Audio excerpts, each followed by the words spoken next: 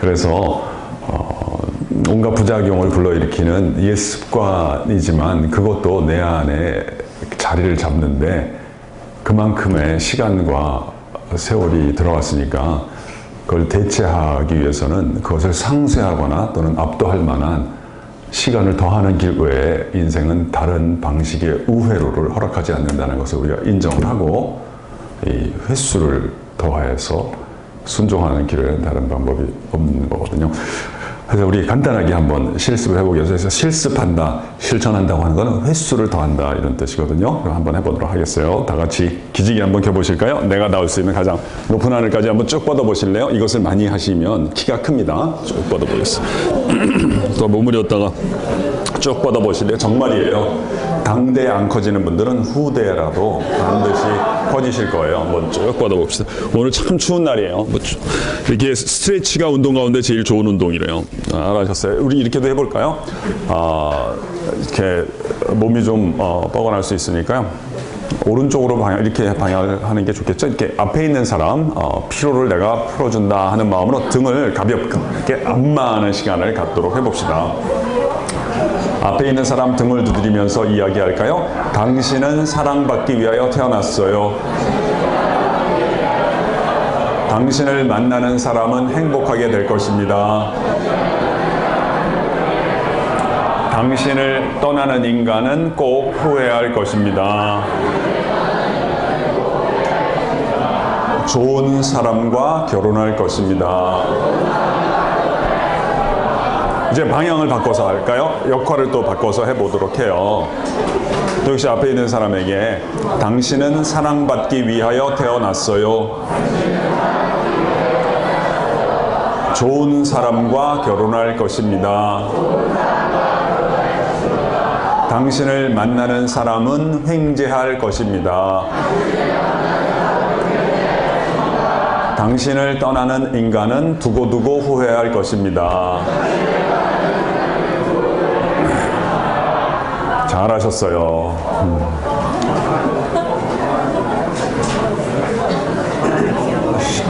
시원한가요? 이렇게 원래 이제 변화라고 하는 거는 접촉에 의해서 얻어지는 거잖아요. 그래서 이렇게 등에 뭔가 와서 닿으면 안면 근육에 변화가 일어나게 되어 있어요. 그래서 이제 물리적 접촉뿐 아니라 이제 정신적 접촉에서도 변화를 누리고 옮기면 훨씬 더 작업 또는 활동 범위가 넓어지죠. 두 번째 원리도 따라해 볼까요? 우리의 정신은 미소를. 네, 우리 왼쪽이나 오른쪽에 있는 분에게 환하게 웃으면서 제가 좋아하는 인사말인데 옆 사람 얼굴 보고 이렇게 인사하는 거예요. 당신의 인격이 어떠하든지 끝까지 사랑하겠습니다. 이렇게 한번 인사해 볼까요? 당신의 인격이 어떠하든지 끝까지 사랑하겠습니다.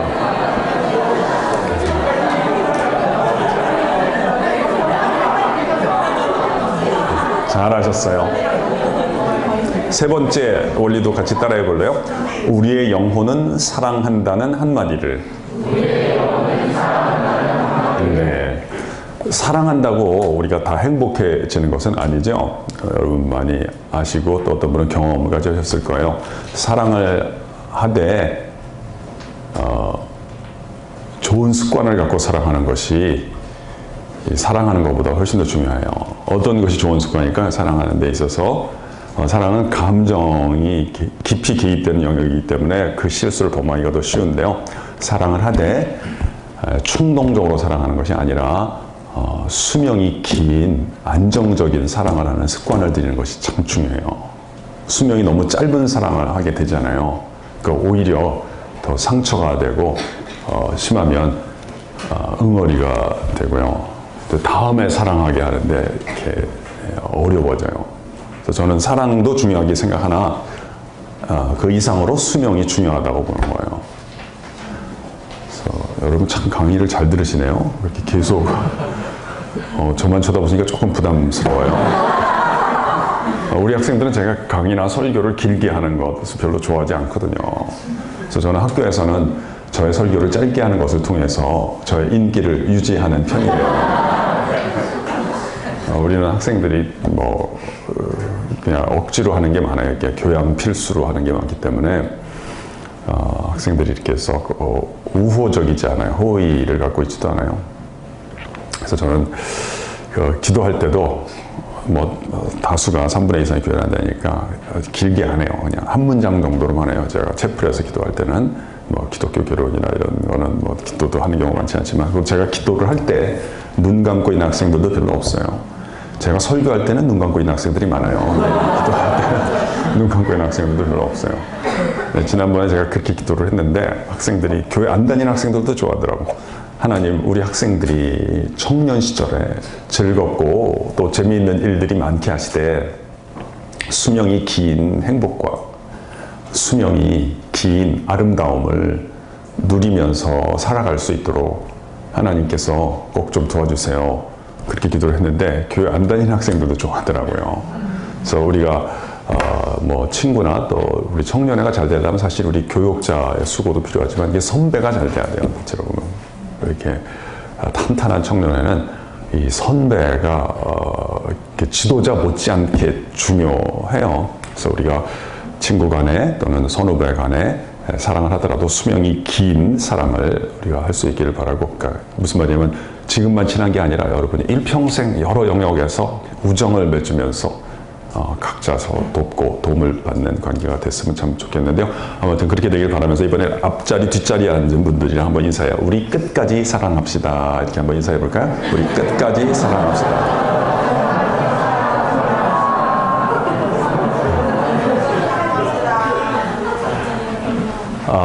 그래요. 그러면 오늘 성품에 대해서 같이 한번 좀 생각을 해보도록 할게요.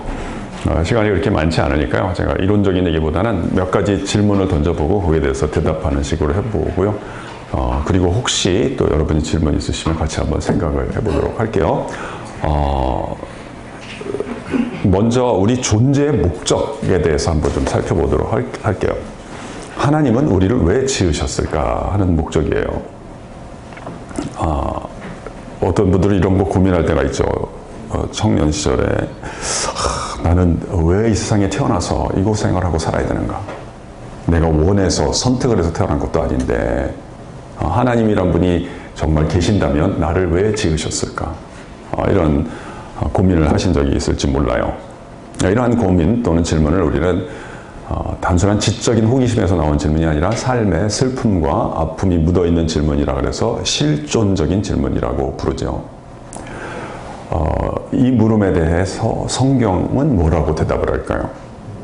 우리 교회는 장로교잖아요. 그러니까 소위 우리 한국 사람들 이렇게 분열이 많아가지고 통합측이라 그러는데 합동도 있고 통합도 있고, 저는 그때는 몰랐는데 돌이켜보니까 어린 시절에는 고신측, 그것도 장로교예요. 고려신학파라서 고신측 장로교를 다녔어요.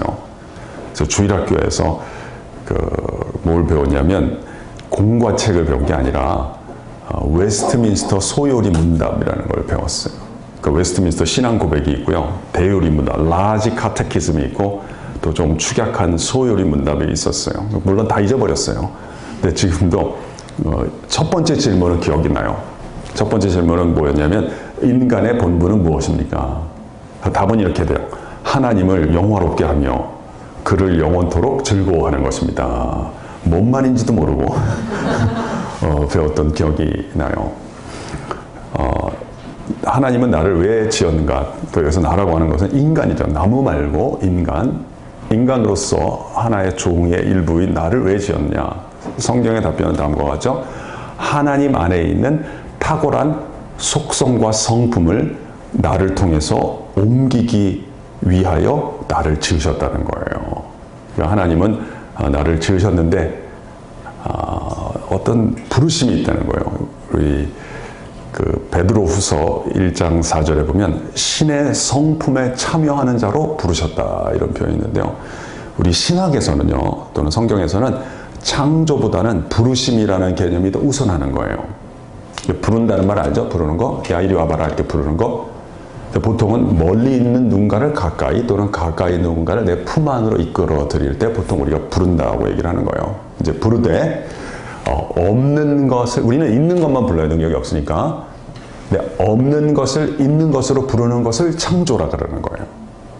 그러니까 로마서 4장 17절에 뭐라 그래요? 아브라함의 신앙을 바울이 요약을 하죠. 그의 믿음 바 하나님은 죽은 자를 살리시며 없는 것을 있는 것 같이 부르시는 이시니라. 그래서 요 뒷구절을 창조라고 하는 거예요. 여기 적는 분도 있네. 좋은 자세요. 여러분 저희 이야기를 이렇게 참 주목해서 들어주시는 자세를 뵈니까 여기 계시는 분들 앞으로 다 잘 될 것입니다만 적으시는 분들이 좀 더 일찍 잘 되실 거예요. 여러분 기록이 뭔지 아시죠? 기록이라고 하는 건 내가 뭘 받았을 때 문자의 도움을 받아서 내가 나 자신에게 옮기는 행위를 우리가 기록이라고 불러요. 그 소리의 도움을 받을 때도 있어요. 그것은 낭독이라 그래요. 낭독. 둘 다 잘하는 거예요. 그러니까 혜택이 따르는 행위라 이런 말이에요. 어떤 혜택이 따르냐면 보존이라고 하는 혜택이 따라요. 그러니까 안 적으면 다 깨달은 것 같지만 바깥에 나가서 우리 어디 가서 밥 먹을까 하다가 다 사라진다 이런 말이에요. 우리 적는 분들 시간 여유를 드릴게요. 안 적는 분 한번 따라해 볼까요? 없는 것을 있는 것으로 부르시는 하나님. 그것을 창조라고 하고요. 또 이런 부르심도 있어요. 하나님이 기능이 손상된 것들을 기능의 회복으로 부르실 때가 있어요. 그것은 치유라 그러는 기능의 손상은 병이라고 보통 불러요. 병. 그것을 기능의 회복으로 부르시는 것을 치유 또는 회복. 보통은 이제 낫는 거죠. 또 이런 것도 있어요. 무의미하고 방황하는 누군가를 의미 있고 가치 있는 삶으로 부르시는 것을 소명이라고 하는 거예요. 이게 다 뭐냐면 부르심의 다양한 형태인 거예요. 그래서 우리는 없다 그래서 아프다 그래서 뭐 어떻게 해야 될지 모르겠다 그래서 망하는 게 아니라 하나님의 부르심만 있으면 오히려 그 앞에 조건들이 하나님의 도움을 더 입게 되고 이전에 열리지 않았던 새로운 미래가 열리게 된다 이렇게 보는 거예요. 그래서 하나님이 나를 없었을 때 있는 것으로 부르셨고 잘못됐을 때 보통 잘못되면 폐기하는데 사랑하게 되면 예외가 되거든요. 하나님이 나를 회복해 주셨고 하나님이 나를 부르신 소명으로 부르신 이유가 뭐냐면 두 가지를 옮기게 하기 위해다. 첫째는 탁월한 속성이에요. 속성이란 말은 이제 신학에서 종종 쓰는 말인데요. 영어로는 attribute이라고 하는데요. 하나님이 독특하게 만드시는 특질을 속성이라고 그래요. 그러니까 예를 들면 조금 더 이해가 되실 거예요. 여러분 우리가 살아있다는 건 무슨 뜻이에요? 하나님이 이 시간을 빌려주고 임대해주고 아직 자본을 회수하지 않았다 이런 말이에요. 죽음이라고 하는 건 뭐냐면 하나님이 빌려준 걸 회수해 간다 이러는 거예요. 그래서 우리가 살아있다는 건 뭐예요? 우리 모임 끝나고 계속 갈 거 아니잖아요. 끝난 다음에 계속 갈 곳이 있고 그 다음 순간이 계속해서 나를 찾아오면 그것이 살아있다는 뜻이에요. 그래서 막 여기저기 이동하는 것을 싫어하는 사람은 루이스에 따르면 빨리 관 속에 들어가려는 거예요. 거기는 이동이라는 게 없으니까. 그런데 우리에게는 이 시간이 그렇게 많지 않단 말이죠. 그런데 하나님께는 이 시간이 엄청나게 많아요. 그것을 뭐라고 불러요? 영원성이라고 부르는 거예요. 그게 속성인 거예요. 또 아름다움 이런 것도 하나님의 속성인 거예요. 꽃이나 풍경이나 사람 안에 이 아름다움이 있는 거란 말이에요. 사실은 모든 잘하는 것과 아름다움이 있는 곳에서는요 하나님의 탁월함이 있다고 봐야 되는 거예요. 게다가 이제 교회가 좀 지적으로 게으르잖아요. 그럼 그걸 잘 표현하는 언어를 만들어내지 못했기 때문에 교회 안팎하고 하나님의 아름다움과 탁월함은 일치하지 않는 경우가 또 제법 있는 거예요. 아무튼 이런 것들을 속성이라 그래요. 두 번째는 성품이죠. 오늘 주제인 성품. 성품은 하나님이 여러분 의자에 앉아 계시는데 의자 말고 의자에 앉아 계시는 여러분과 저 같은 사람에게 공유해 주시는 거예요. 이것을 성품이라 그래요. 우리가 뭘 하든지 성품이 중요하다는 것을 알게 되잖아요. 뭐 요리를 하든지 요즘 뭐 요리하는 방송이 많던데 운전하시는 운전을 하든지 대화를 하든지 뭐 사업을 하든지 우리가 처음에 잘 못하는 거는 하는 법에 서툴어서 그래요. 그런데 꽤 오래 했는데도 잘 안 되는 것은 이것은 방법의 문제라기보다는 바탕과 인간의 바탕과 성품의 문제라고 봐야 돼요. 그러니까 예를 들면 여러분 부모님이랑 같이 사시는 분들 가운데 내가 이러이러한 말을 하면 우리 어머니 아버지께서 별로 안 좋아하신다는 걸 내가 알아요. 그런데도 이게 잘 제어가 안 되는 사람들이 있어요. 아마 여기도 계실 수도 있어요. 손 드실 필요는 없어요. 여기 아마 계실 수도 있어요. 이것은 내가 몰라서 안 되는 게 아니라 지식의 문제라기보다는 바탕과 성품의 문제라고 봐야 된다는 거예요. 그래서 하나님은 그것을 잘 아시기 때문에 하나님의 능력뿐 아니라 하나님의 성품을 나를 통해서 옮기게 하기 위해서 나를 지으셨다, 이렇게 얘기를 해요. 그래서 제가 성경을 하나 더 인용하자면 에베소서 3장 19절에 있는 바울의 기도를 이루어주는 것을 기뻐하셨기 때문에 우리를 지으셨다는 건데요. 거기 이런 기도가 있어요. 좀 스케일이 있는 기도인데요. 하나님의 모든 충만하신 것으로 너희에게 충만하게 하시기를 내가 구하노라. 이런 기도가 있어요. 우리 적는 분들이 있으니까 안 적는 분들은 같이 한번 따라해 볼까요? 하나님의 충만하신 것으로 나의 삶에, 나의 인격 가운데, 우리 교회와 민족 가운데 충만하게 되기를 우리가 원합니다. 네. 그래서 이런 목적이 있으면 이제 어떤 방식이 나오는데, 하나님이 기뻐하시는 삶의 방식은 로마서 12장 2절에 있는 대로 너희는 이 세대를 본받지 말고 오직 마음을 새롭게 함으로 변화를 받아 하나님의 선하시고 기뻐하시고 온전하신 뜻이 무엇인지 분별하도록 하라, 이렇게 말씀을 하세요. 그래서 하나님이 기뻐하시는 삶의 방식이 있고 그렇지 않은 방식이 있다는 거예요. 기뻐하시지 않는 방식부터 먼저 말씀드리면 주로 자기 생각, 느낌, 의견들을 옮기는 것은 하나님이 별로 기뻐하시는 게 아니고, 또 하나님이 이해는 하지만 기뻐하시지 않는 것은 뭐 과거나 상처 이런 걸 옮기는 것도 기뻐하시는 게 아니라 우리의 삶의 여건들은 재료의 역할을 하기를 원하시고 그 재료 가운데 담기거나 깃들거나 비친 하나님의 속성이나 특별히 성품을 옮길 때 기뻐하신다는 거예요. 그래서 간단한 예만 하나 들어드리면, 어떤 사람이 뭐 예를 들면 봉사를 하는데 얼굴이 밝은 거예요. 그러니까 아마 하나님의 빛을 옮겼던 모양이죠. 다른 사람이 이렇게 얘기를 하는 거죠. 야, 나는 네가 평소에 이렇게 얼굴이 밝아서, 네가 청년에서 봉사할 때 이렇게 얼굴이 밝아서 네가 어려운 여건 가운데 있었는데 잘 몰랐다, 미안하다, 내가 좀 무심했던 것 같다, 너도 힘든 게 많을 텐데 너는 어떻게 이렇게 다른 사람을 잘 배려하는 사람이 됐느냐라고 물어볼 경우에 미리 나댈 필요는 없고요. 이거 뭐 좋은 단어는 아닌데 그래도 따라해 봅시다. 나대지 말자.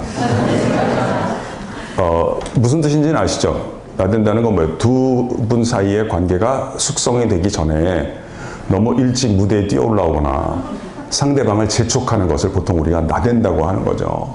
미리 나댈 필요는 없지만 누가 혹시 물어볼 경우에, 저도 원래 제가 안 그랬는데 어떤 분을 만나게 됐습니다. 그래서 그분의 혜택을 많이 받게 되었어요. 그러니까 제가 혜택이라는 단어를 썼는데 교회 용어를 쓰면 축복인데 뭐 같은 뜻이라고 하도 되겠어요. 그분의 혜택 또는 그분의 축복을 받게 돼서 그분을 만나기 이전이랑 이후가 이렇게 달라지게 됐습니다 하고 그 출처에 대해서 언급을 하는 것이죠. 또 교회 용어를 쓰면 제가 어린 시절 배웠던 표현을 쓰면 하나님께 영광을 돌린다 그러는데 같은 뜻이라고 하도 되겠어요.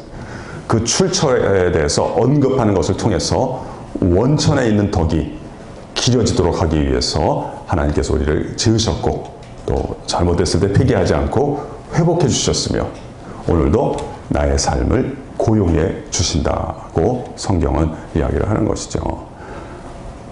여러분 정말 설교를 잘 들으시네요. 강의를 잘 들으시네요. 아름다운 오후예요. 이미 저녁이 됐네.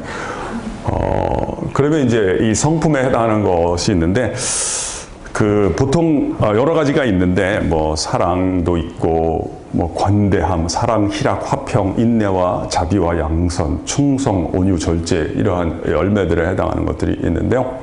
몇 가지만 좀 살펴보도록 할게요. 아름다운 저녁이네요, 정말. 혹시 지금까지 말씀드린 것 가운데 질문이 있으시면 하셔도 괜찮아요. 따라해 보실까요? 질문 중심의 학습. 제가 그 하나님의 성품 가운데 나는 마음이 온유하고 겸손하니 나의 멍에를 메고 내게 배우라, 이렇게 말씀하셨는데 겸손에 대해서 좀 오늘 잠깐 말씀을 드리려고 해요. 한번 볼까요? 제가 파워포인트를 준비하는데요. 겸손의 반대말은 뭐예요? 교만이죠. 우리 기독교에서는 가장 큰 죄를 교만으로 봐요. 그러니까 우리는 창세기 1장 1절을 매우 중요하게 생각하거든요. 창세기 1장 1절 이전에도 존재했던 것들 또는 분과 이후에 존재하게 된 것들을 나누는데요. 그래서 우리의 삶이 그 이후에 존재했던 것들의 기초 위에 있으면 언젠가는 사라지게 된다고 보는 거예요. 그러니까 예를 들면 근면의 덕 같은 건 그냥 순전한 상상에 불과한 건데요. 근면의 덕은 어쩌면 하나님의 에덴 동산을 안 만들었더라면 없었을 수도 있다고 보는 거예요. 그러나 에덴 동산 없었어도 우리는 삼위일체 하나님 가운데 있었던 어떤 성품들은 만세 전부터 존재했다고 보는데요. 무슨 얘기인지는 이제 뒤에 가면 이해를 하시게 될 거예요. 고마워.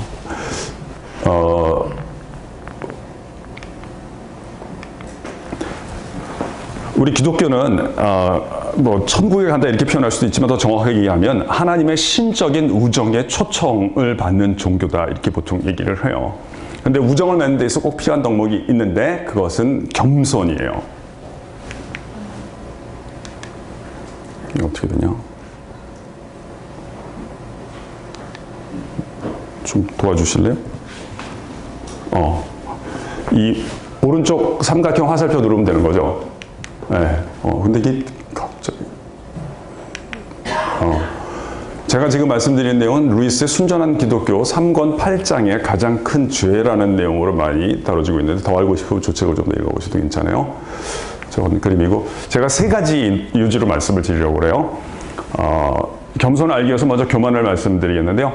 교만의 특징은 이 악을 가진 사람은 다른 사람 안에 동일한 악이 관찰될 때 상대를 더 미워하는 경향이 있다는 것. 두 번째, 본성에 의해서 경쟁적이라는 것. 세 번째, 본질적으로 적대감이다 라는 내용을 말씀드리도록 할게요. 하나하나 말씀드릴게요.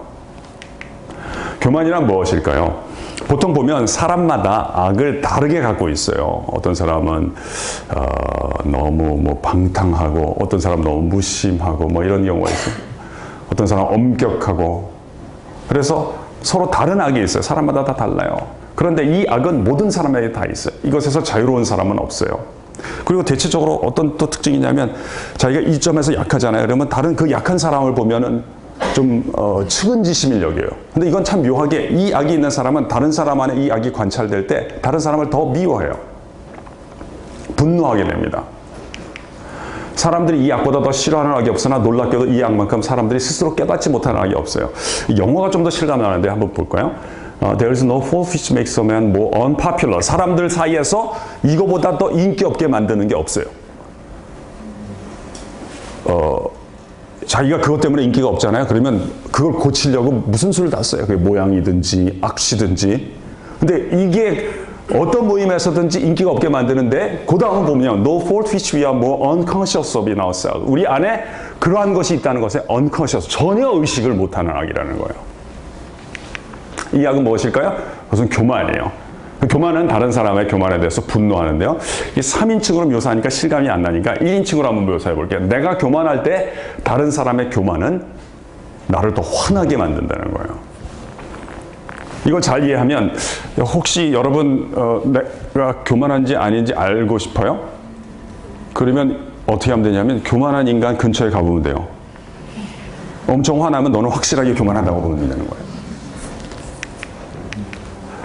그럼 이쯤에서 교만의 정의를 한번 살펴볼까요? 교만이란 나보다 더 뛰어나거나 나보다 더 인정받는 존재가 단 하나라도 있으면 못마땅하게 여기는 마음 자세를 교만이라고 한다는 거예요.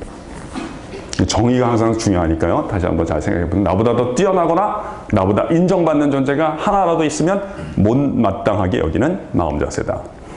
이것이 우리로 하여금 교만의 두 번째 특징으로 인도하는데요. 교만은 본성에 의해서 경쟁적이라는 거예요. 저기서 핵심 단어는 경쟁적이란 말이 아니라 본성에 의해서란 말이에요. 다른 악들은 우열에 의해서 경쟁적이에요. By accident인데 이건 by its very nature, 본성에 의해서. 예를 들면 더 공감이 되겠죠. 두 여성이 한 남성에 대해서 또는 두 남성이 한 여성에 대해서 경쟁적이 될 수 있어요. 왜냐하면 우연히 같은 대상에 대해서 매력을 느꼈기 때문이죠. 하지만 교만한 인간은 자신이 상대보다 더 우월한 사람임을 증명하기 위해서 같은 여인 또는 같은 남성에 대해서 경쟁을 벌이는 거예요. 그래서 많은 사람들이 실은 탐욕이나 이기심으로 돌리는 악들은 그 기저의 바탕에 교만을 갖고 있어요. 좀 속된 표현이라서 좀 그렇긴 합니다만 그냥 말씀드려 볼게요. 여자분들이 예뻐지려고 하는 거는 죄일까요? 아닐까요? 그건 예절이라고 봐야 돼요. 다른 사람한테는 모양이 먼저 보이니까 그걸 불쾌하게 보이지 않으려고 애를 쓰니까 다른 사람을 배려하는 마음인 거예요. 훌륭한 거죠. 정말이에요. 근데 여자분들이 예뻐지려고 하는 건 전혀 죄예요. 근데 문제는 어떻게 되면 이제 좀 죄의 모습, 교만의 모습을 갖게 되냐. 내가 전년보다는 더 예뻐져야 되겠다. 내가 저 여자보다는 더 예뻐져야 된다. 그 정도면 충분히 아름다운 분인데요. 나보다 더 주목받는 자매가 하나라도 있으면 못마땅하게 여기면 그게 교만이 된다는 거예요.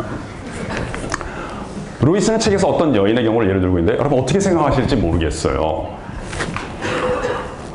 루이스에 따르면 미모를 갖고 있는 어떤 여자는 여러분들이죠. 돌아다니면서 남자의 마음을 흔드는 가운데 불행과 비참함의 씨앗을 뿌린대요. One makes a pretty girl spread misery wherever she goes by collecting admirers. 무슨 말이에요? 돌아다니면서 칭송자들을 수집하는 가운데 우표 수집하듯이 칭송자들을 수집하는 가운데서 비참함과 불행의 씨앗을 뿌리는 이유는 무엇이냐는 거예요. 사람들이 잘못 생각하듯이 성적인 충동 때문이 아니라는 거예요. 근원적인 이유는 교만 때문이라는 거예요. 왜냐하면 성적으로 매력적인 분일수록 성적으로 냉랭하기가 쉽다는 거예요. 멀리 떨어져 있어야 조금만 그런 생각을 해도 마음이 설레지 경험이 많은 분들은 무뎌지기 때문에 그 이유는 교만 때문이라는 거예요. 남자분들이 또 여자분들도 성공하려고 애를 쓰시고 노력하는 건 전혀 죄가 아니에요. 교만이 아니에요.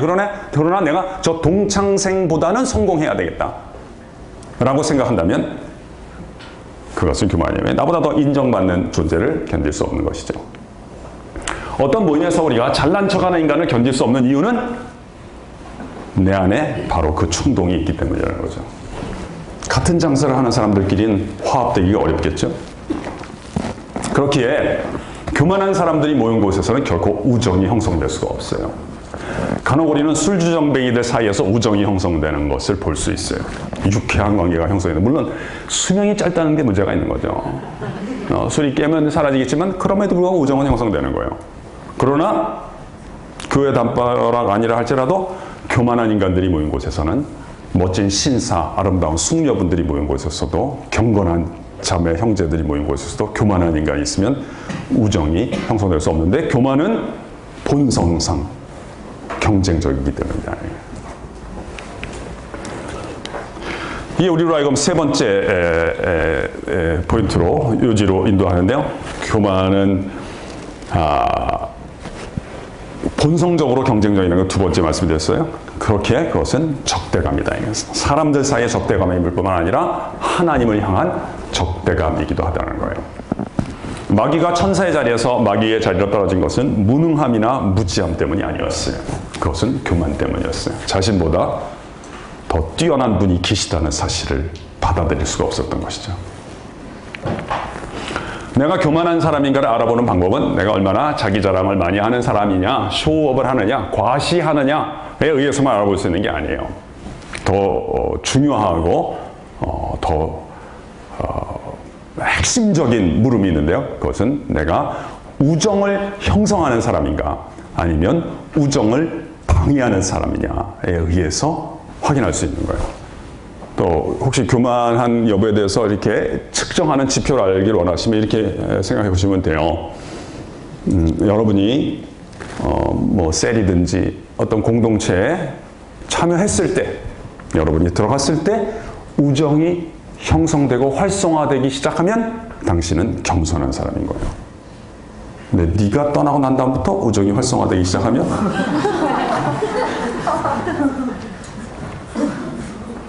그거를 반대라고 볼 수 있는 거예요. 어떤 학생들은 그래요. 제가 학생들이랑 친할 때는 좀 놀리기도 하기 때문에 이해해 줄 줄 알고 우리 집안은 왜 이 모양인지 모르겠어요. 그런 학생들이 하나 있어요. 그래서 내가 네가 들어온 다음부터 그렇게 된 거다.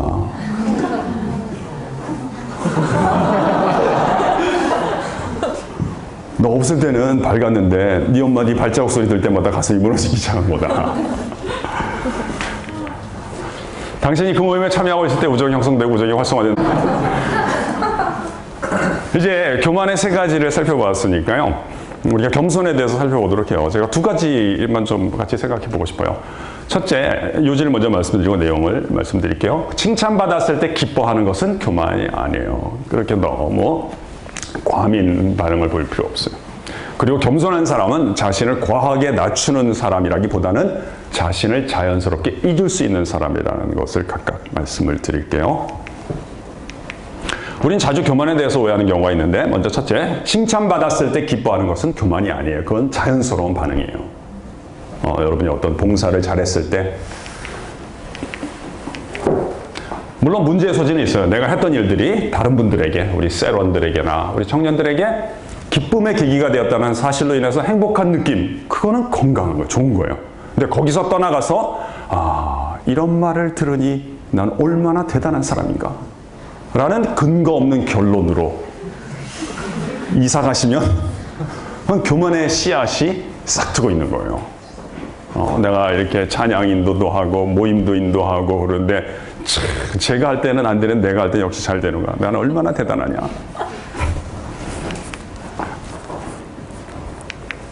칭찬을 받았을 때 고맙다고 느끼면서 감사하다고 말하는 것은 자연스러운 반응이에요. 그렇게 반응하고 또 잊고 넘어갈 수 있다면 건강한 사람이죠. 저 문장은 제가 썼지만 진짜 잘 쓴 거예요. 별로 길지도 않은데 굉장히 중요한 정서들을 많이 담고 있어요. 칭찬받았을 때 고마운 마음이 들면서 고맙습니다. 저도 참 기뻤어요. 이렇게 얘기하는 건 자연스러운 반응이에요. 그리고 잊어버리고 그 다음에 할 일에 대해서 또 매진할 수 있으면 굉장히 건강한 사람이에요. 이러면 별로죠. 칭찬을 하니까 아니에요, 별거 아니에요 그러면서 속으로 더 안 해주나 왜 그거밖에 얘기하나. 그러면 그거는 덜 건강한 거예요. 그래서 겸손한 사람은 자신에 대해서 과하게 낮추는 사람이기보다는 자신을 자연스럽게 잊을 수 있는 사람인 거예요. 이 워낙 중요한 내용이라서 이건 제가 좀 직접 인용을 해볼게요. 겸손한 사람이 어떤 모습을 보일까? 요건 저 두 개의 따옴표 안에 있는 건 제 글이 아니라 C.S. 루이스 글이에요. 한번 봅시다. 만약 여러분이 정말 겸손한 사람을 만난다면, 우리 청년회에서도 진짜 겸손한 선배님이나 후배를 본다면, 친구를 본다면 요즘 사람들이 흔히 겸손하다고 말하는 그런 사람이겠지라고 생각하지 마시기를 바랍니다.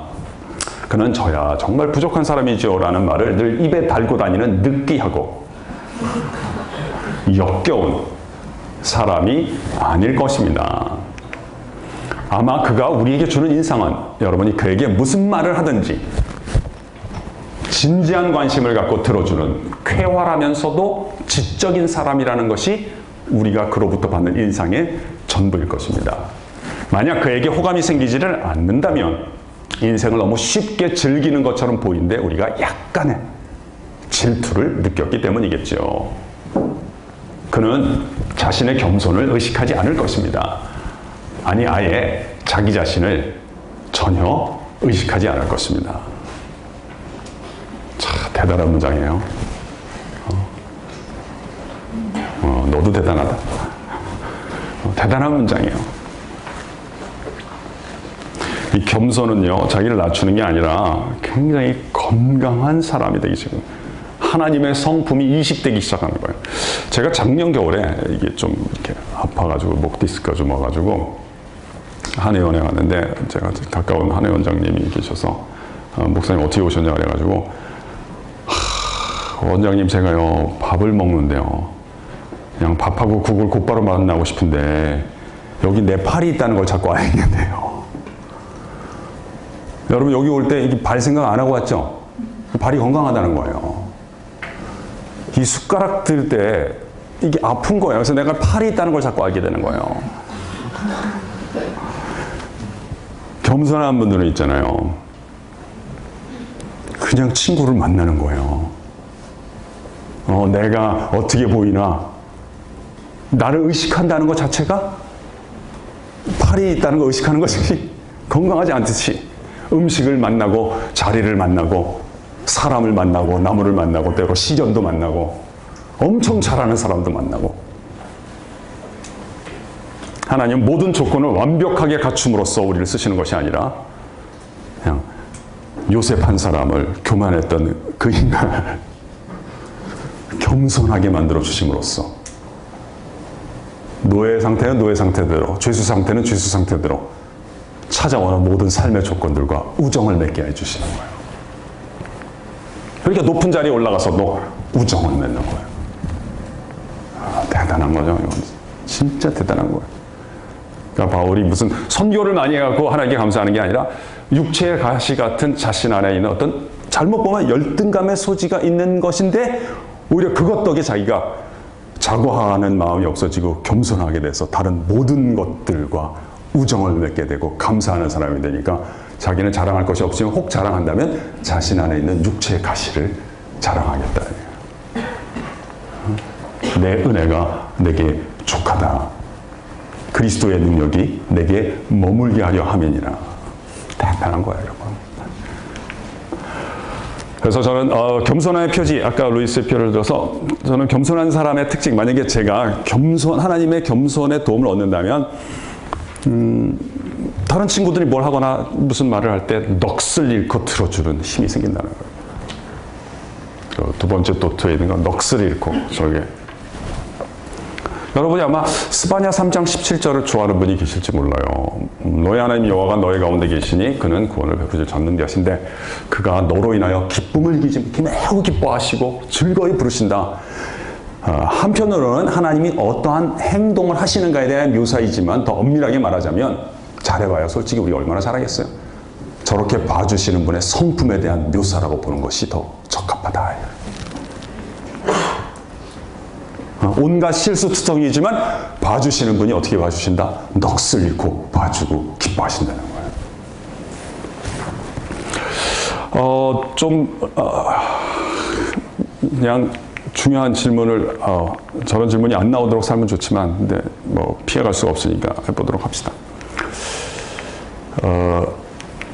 간혹 이렇게 기독교에 있어서 겸손이 매우 중요한 주제인데요. 근데 굉장히 교만에 찌든 사람인데 매우 종교적인 사람이 있다면 이걸 어떻게 해석해야 될까요?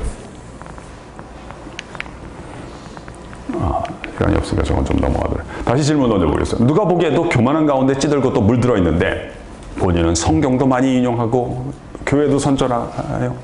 근데 우정의 형성에 방해가 되는 존재라면 우리는 이것을 어떻게 해석해야 될까요?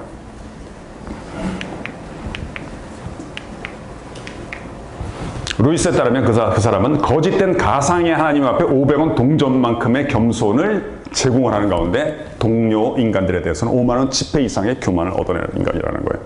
원문에 위에는 펜이고 뒤에는 파운드인데 예수님께서는 그러한 사람들은 지금은 혹시 인정받는다고 착각할지 모르나 종말에는 하나님의 심판을 받을 것이라 말씀을 하셨어요. 그날에 많은 사람들이 나더러 이르되 우리가 선지자 역할을 하지 않았습니까? 귀신 쫓아내지 않았습니까? 그러나 주께서 말씀하시기를 내가 너희를 모른다. 그 사람은 하나님 앞에 자신은 아무것도 아니라고 계속 되뇌이면서 하나님이 다른 사람들보다 자신을 더 인정해 주시고 높여 주신다는 사실에 대해서 흡족해하는 인간이라는 것이죠. 이렇게 우리가 자기 기만에 빠지는 사람이 되지 않아야 될 텐데 우리가 스스로를 점검하는 방법이 있을까요? 방법이 있으니까 이것도 역시 루이스의 도움을 얻어보도록 할까요? 자신이 신앙생활을 한다는 사실 때문에 스스로 선한 사람으로 느껴질 때는 특히 자기가 다른 사람보다 더 낫게 느껴질 때는 확실히 하나님이 아니라 악마를 따르고 있다고 보면 됩니다. 우리가 하나님 앞에 있다는 것을 알아볼 수 있는 시금석은 두 가지인데 하나는 내가 나 자신에 대해서 완전히 잊고 있느냐, 두 번째는 나 자신을 하찮은 존재로 여기느냐 하는 것입니다. 이 중에서 더 좋은 쪽은, 더 건강한 쪽은 자신에 대해서 잊는 것이다 하는 것이죠. 최악의 악이 신앙생활의 복판에 침투했다는 것은 참 슬픈 일이에요. 하지만 다른 한편으로는 이해가 되는 일이죠. 왜냐하면 우리가 덜 나쁜 악들은 우리의 동물적 본성들을 마귀가 자극하기 때문에 생기는 거예요. 그러나 교만은 동물적 본성에서 나오는 게 아니에요. 그것은 지옥으로부터 곧바로 나오는 악이며 마귀 자신이 소유하고 있는 악이죠. 교만은 순전히 영적인 악입니다. 그렇기에 그러니까 다른 도덕적인 면에서 굉장히 우수한 사람들에게 침투될 수 있는 악이라는 거예요. 그래서 마귀는 하나님의 사람들에게 암을 제공할 수만 있다면 동상 정도는 쉽게 고쳐준다. 교만을 집어넣을 수만 있다면 다른 사람보다 좀 더 순결한 삶 정도는 기꺼이 허락을 해준다는 거예요. 더 치명적인 악이다. 이 주제는 너무너무 중요한 주제예요. 왜냐하면 여러분 아시겠습니다만 뛰어난 친구들이 같이 우정을 잘 형성한다고 하는 거는 세 명이 다 뛰어나요. 근데 우정을 잘 형성한다는 건 세 명 다 겸손하다는 거예요. 두 명이 친한데 둘 다 뛰어나는데 우정을 끝까지 유지하는 건 다 겸손하다는 거예요. 자, 여러분 혁명을 보시면 말이에요. 혁명 이후에는 반드시 숙청이 따라옵니다. 그러니까 그 세 명이 가까웠던 게 아니야. 공동의 적만 갖고 있었을 뿐이에요. 적들이 사라지면 그 가운데에서 이제 잘난 인간이 나오기 시작하는 거예요. 잘난 인간을 못 견디는 인간이 나오게 되는 거죠. 그러니까 이 정말 친한 사람들끼리 무덤에 갈 때까지 친하다는 건 뭐야? 다 그 모임의 구성원이 정말 다 겸손하다는 거예요. 이게 필요해요. 왜냐하면 조의 길제가 하려고 하는 거예요. 뛰어난 사람들과 함께 있으면서도 오랫동안 우정을 간직하는 사람이 있다면 그 사람은 진정으로 겸손한 존재일 것인데 기독교는 이 세상을 창조한 존재가 있는데 그 존재는 영원 전부터 영원에 이르기까지 신적인 우정 가운데 존재했다고 말하며 흔히 교회 용어로는 삼위일체라고 불러요. 세 분의 뛰어난 존재가 영원토록 그 우정을 간직하고 있다는 것은 세 존재가 모두 엄청나게 겸손한 존재임을 암시하는 것만은 분명한 것이죠. 기독교의 여정은 하나님의 우정에 초청을 받는 여정이며 그리스도의 삶은 하나님의 겸손한 성품에 참여하는 삶이다. 베드로후서 1장 3절 4절에요. 그는 이 영광과 더불어 귀중하고 아주 위대한 약속들을 우리에게 주셨습니다. 그것은 이 약속들로 말미암아 여러분이 세상에서 정욕 때문에 부패하는 사람이 되는 것이 아니라 하나님의 성품에 참여하는 사람이 되게 하시려는 것입니다. 이 개역 개정판을 요즘 많이 보는데 신성한 성품이라 했는데 옛날 성경도 좋아서 제가 옛날 성경 가져왔어요. 썩어질 것을 피하여 신의 성품에 참여하는 자가 되게 하려 하셨다. 우리 마지막 문장이 제가 말씀드린 것을 결론이니까 같이 한번 읽어볼까요? 시작. 기독교의 여정은 하나님의 우정에 초청을 받는 여정이며 그리스도인의 삶은 하나님의 겸손한 성품에 참여하는 삶입니다. 질문 있으면 잠깐 질의응답 생각하도록 하겠어요. 네, 이름이 어떻게 돼요? 김동희요. 동희. 네. 우리 옛날에 봤나? 아닌가? 우리 동희 질문 잘할 수 있도록 같이 한번 따라해 볼까요? 질문은 짧게. 네, 동희 이게 무슨? 인간의 기본적인 욕구를 충족하는 거 그것도 중요한데 그냥 하나님을 따른다고 했을 때 인간의 욕구가 조금 절제되고 억압되고 그런 거 사이의 균형을 어떻게 잘 잡는 그런 게 고민이 돼가지고 상충되는 거. 근데 너는 질문 자체가 굉장히 품격이 있다. 근데 뭔 말인지 좀 모르겠거든 좀. 근데 멋있어, 너무 멋있어. 그러니까 나한테 반복의 혜택을 주세요. 다시 한번. 욕구. 예를 들어도 좋아. 예를 뭐 여자라든지 먹는 거라든지 명성이라든지 이런 거. 욕구를 잘 정리가 안 되는데 그냥 어떻게 균형 잡게 하나님을. 그러니까 여자애를 여러 명을 얻고 싶은 거야? 아니면 하루에 5끼를 먹고 싶은 거야? 아니면은 어떻게 너가 가는 곳마다 다 너를 칭송하는 얘기를 듣고 싶고 어떤 욕구를 얘기하는 거예요? 하나 예를. 성적인 욕구. 성적인 욕구. 여자 여러 명? 이거 말고? 아니고 아무튼. 그런 거를 그 제 본능을 따르면서도 하나님을 믿는 수 있을까 그런 생각을. 그러니까 네네 있죠.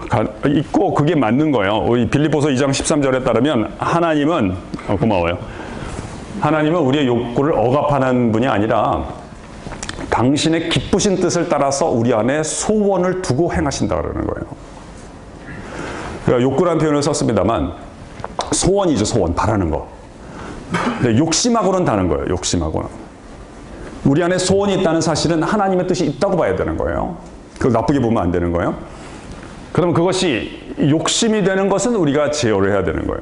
그러면 소원과 욕심의 차이가 뭐냐? 그 경계를, 그 절벽을 넘어가지 않으면 되는 거란 말이에요. 내가 일을 잘했을 때 칭찬받고 기뻐하는 건 교만이 아니란 말이에요. 근데 경계선은 뭐야? 이런 말을 듣는다니 나는 얼마나 대단한 인간인가. 이거는 경계선을 넘어가듯이 이것도 적용을 해봐요. 내가 어떤 욕구를 갖고 소원을 갖고 그걸 추진하는 거는 건강한 거예요. 하나님이 그걸 주신 거니까. 하나님의 뜻이 있었던 거니까.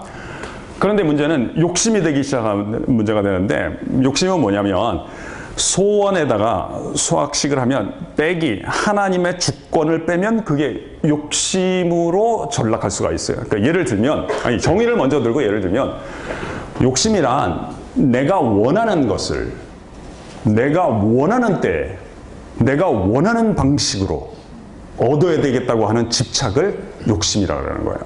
그러니까 내가 원하는 것을 컨텐츠에 있어서, 내용에 있어서 내가 원하는 때, 시기에 있어서 과정을 다 생략하고 내가 원하는 방식으로 내가 계획하고 꿈꾸는 방식으로만 얻어야 되겠다고 하면 그건 문제가 되는 거죠. 그래서 여기에 뭐예요? 최대한 유연하게 그 내용과 방식과 시기에 있어서 하나님께 위탁하면 전혀 문제가 없다는 거예요. 그래서 뭐 여자친구를 만나고 싶다. 내가 원하는 애를 찍어가지고 만나는 방법도 있지만 오늘 내게 보내주시는 사람들을 다 환대하면서 그 가운데서 뭐 친구의 친구를 만날 수도 있고 여러 가지, 그건 방식에 따라서. 그러니까 예를 들면 여러분 가운데 앞으로 이제 결혼하실 분도 계시고 결혼을 안 하실 분도 계시고 결혼을 못 할 사람도 있을 거란 말이에요. 미안해, 제가 그 무정한 사람은 아니지만 사실을 묘사하다 보니까 무정한 결과를 낳는 경우가 좀 있어요. 그런데 결혼을 해야만 우수한 삶이고 안 하면 열등한 삶이라는 건 완전히 잘못된 생각이에요. 전혀 성서적이지 않은 생각이에요. 근데 결혼을 내가 해야 하고 싶은데 잘 안 될 경우에는 왜 그러느냐? 그 과정에 있어서 자기 집착이기 때문인 거예요. 우리가 결혼한다면 누구랑 결혼하게 될까요? 여러분 사는 곳이나 활동하는 곳에서 반경 1km 이내에 있는 사람 또는 후자가 있으니까 너무 좌절하지 마세요. 그 사람이 소개해준 사람과 결혼을 하게 되는 거예요. 그러니까 내가 원하는 사람만 찾으려고 하지 말고, 그러니까 정말 우리 청년에서 좋잖아요? 그러면 그것도 괜찮은 거야. 저처럼 그냥 교회에서 만나서 결혼하는 것도 한 가지 방법인 거예요. 그러면 일단은 이것도 역시 마찬가지야. 걔랑 결혼하고 싶다 그래서 제가 조금 거리는 것은, 요즘은 이제 너무 과하게 간섭을 하면 청년들이 덜 좋아하시니까 저는 눈치를 보는데, 그래도 그냥 말씀드려도 괜찮다면, 요즘은 친하게 됐다 해서 너무 일찍 부부 행세를 하는 것이 혹 아닌가 약간 우려가 되는 거예요. 그거보다는 먼저 우정부터 쌓았으면 좋겠다는 거죠. 그러니까 내가 그를 좋아하고 그도 나를 좋아하는 건 감사한 일이지만 그것을 배제하고라도 좀 지연시키고라도 그것이 없다고 가정하고라도 1시간, 2시간 시간을 잘 보낼 수 있는 사람이 되도록 하는 것이 좀 더 필요하다는 거예요. 그리고 더 사귀다가 정말 좋으면 이제 부모님의 허락을 맡아서 결혼할 수 있는 거죠. 저는 이제 학생들에게 많이 얘기를 해주는데, 만약에 부모님이 반대할 것 같으면 어떻게 하는 것도 제가 조언을 해요. 부모님 혹시 반대할 것 같으면 걔를 먼저 소개하지 말고 이상한 애를 먼저 한번 보여드리고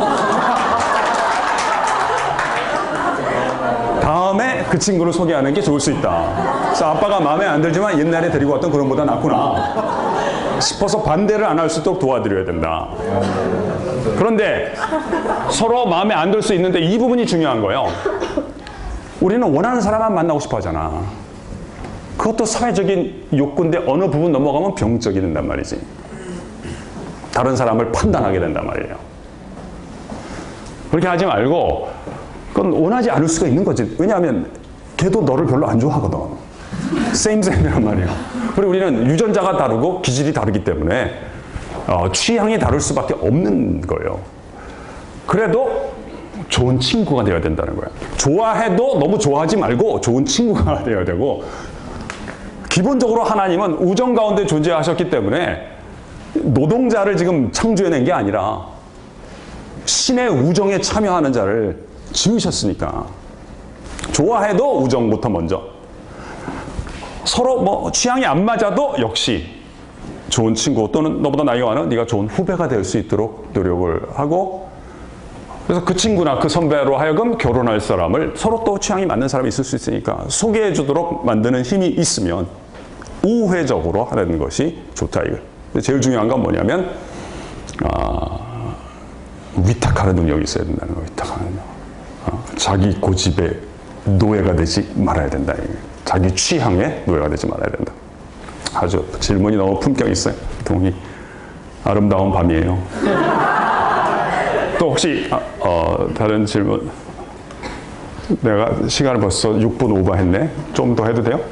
질문이 있으면. 네. 하나 있는데 뭐라고? 기독교인이 착해. 근데 이름이 뭐라고? 박정민이. 정민이. 네. 정민이 그래 얘기해 보세요. 약간 좀 요새 드는 생각인데 네네. 하나님의 성품을 닮아야 된다고 하니까 예.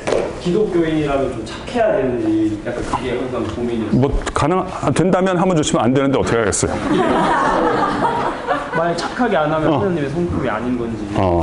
좋은 질문이에요. 저는 우리 학생들에게 혹시 결혼해서 애들 기르게 되면 애들을 착한 애로 기르지 마라 그래요. 굉장히 불행하게 만드는 것이다. 옛날 시대만 하더라도 도덕이 그렇게 가변적이지 않았어요. 그러니까 그때도 위험해서 착하게 만드는 것 자체는 위험한 거였는데 지금은 더 위험해요. 자꾸 기준이 헷갈리니까. 너무 착해지려고 그러면 굉장히 힘들어요. 그리고 남까지 착하게 만들려고 그러면 아주 어렵습니다. 건강한 사람이 되도록 양육을 하는 것을 더 추천하는 편이에요. 건강한 사람.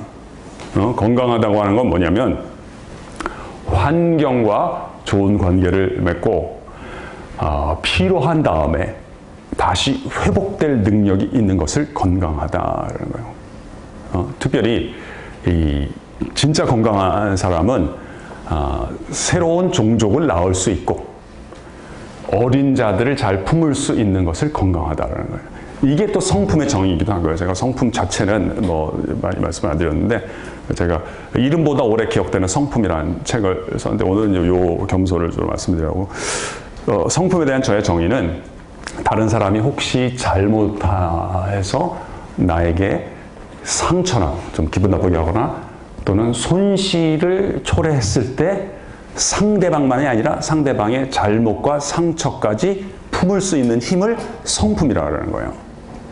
하나님이 참 성품이 대단하신 것이 정말 뛰어난 성품을 갖고 있는 분들은 강한 분들은 건강한 의미에서 강하다는 거예요.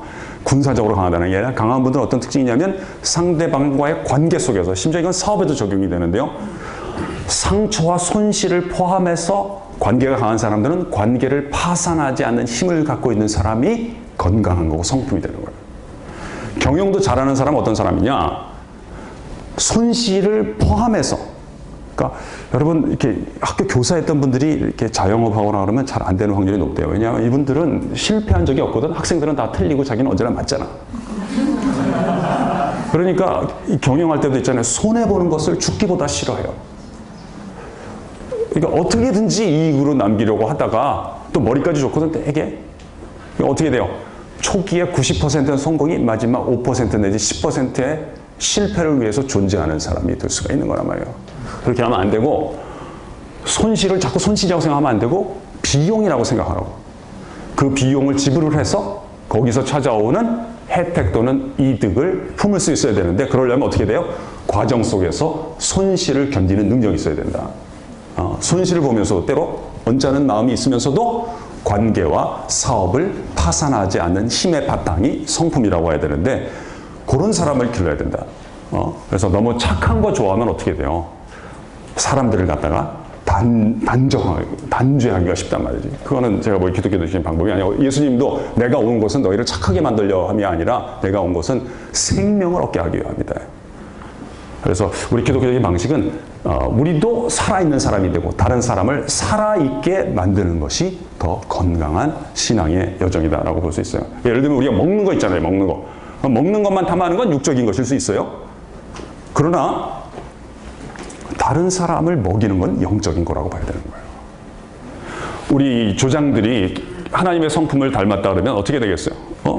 먹는 것만 귤 몇 개 있는데 조장들이 다 먹고 조언 안 준다. 이건 굉장히 문제가 있는 애예요. 그러나 우리 조장님이랑 이야기하고 난 다음에 얘가 집에 가서 밥을 잘 먹게 만들어주면 굉장히 영적인 조장님이다. 맨날 와서 잠만 자 설교 시간에도 이건 좀 문제가 있어. 그러나 우리 조장님이랑 성경 공부한 조원들은 집에 가서 밤에 잠을 잘 자도록 만들어주면 너는 대단히 영적인 사람이라고 봐야 된다. 그래서 다른 사람을 회복할 수 있도록 우리 조장님을 만났더니 맨날 집에 가서 이민호 집안 구석이 왜 이 모양이 꼴이냐 이렇게 했는데 삶의 다른 여건들과 좀 열악한 환경이라 할지라도 환경과 좋은 관계를 맺게 만들어 준다면 그분은 영적인 분이라고 해서 그런 사람이 우리가 되어야 되겠고 우리 조원들을 그렇게 할 수 있도록 도와주신 것을 하나님이 원하시는 단순히 어떤 윤리적인 규정에 딱 들어맞는 것보단 말이죠. 좋은 질문이에요. 그래요. 아름다운 밤이에요.